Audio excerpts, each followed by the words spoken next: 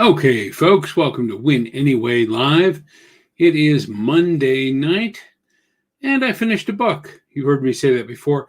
In truth, I finished an Audible book, the Ultimate Jim Rohn Library, something like 15 hours of some of the best things Jim Rohn ever put together on tape. Well, I guess for him, it pretty much would be on tape.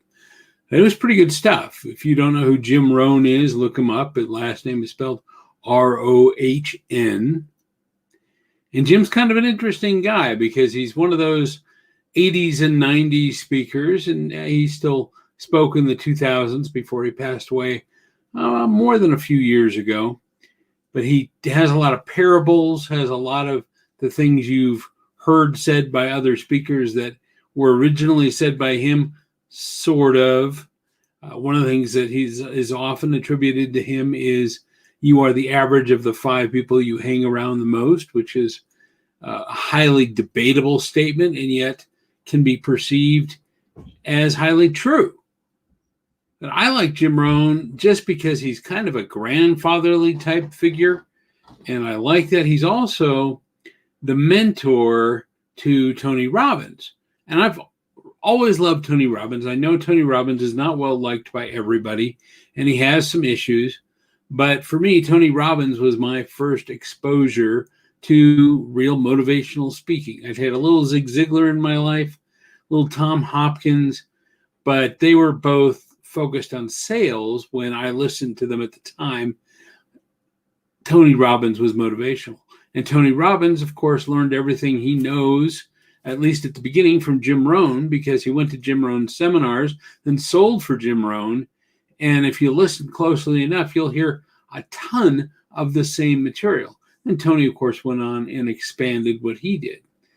But he always gives Jim Rohn credit.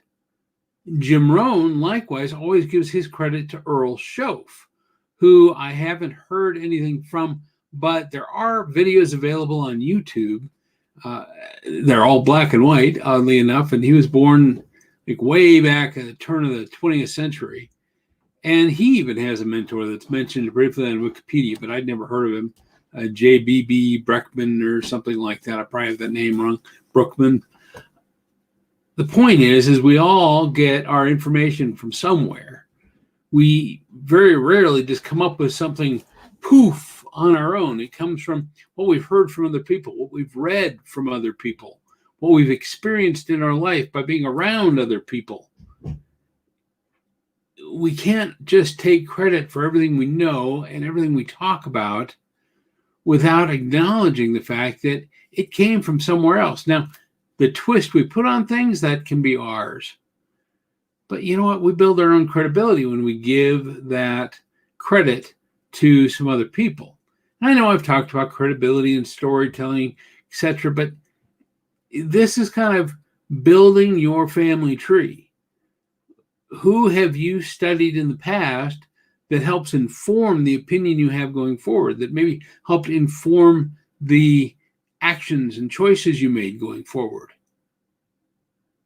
Because those people can help add to your credibility. And even if it's you saying, I read them after I'd made the wrong choices, I wish I'd read them before I made those bad choices, that can help you out too.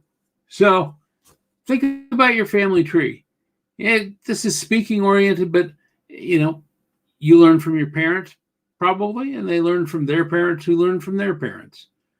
You learn from your boss who learned from their boss who learned from their boss. It's always a family tree to some degree. No one is self-made. No one is completely an island. The question is, what are you going to do with what has been on your tree, and how are you going to grow that tree so that somebody else can then look back and say, hey, he was on my tree. She was on my tree. She or he was my mentor. There you go. That's it tonight. Another book. I think that's 3 down for the month, which isn't too bad. We'll see what we can come up with in July, because I don't think I'm going to have time to get anything done in the next 2 days. Have a Win Anyway night. We'll see you tomorrow on Win Anyway Live.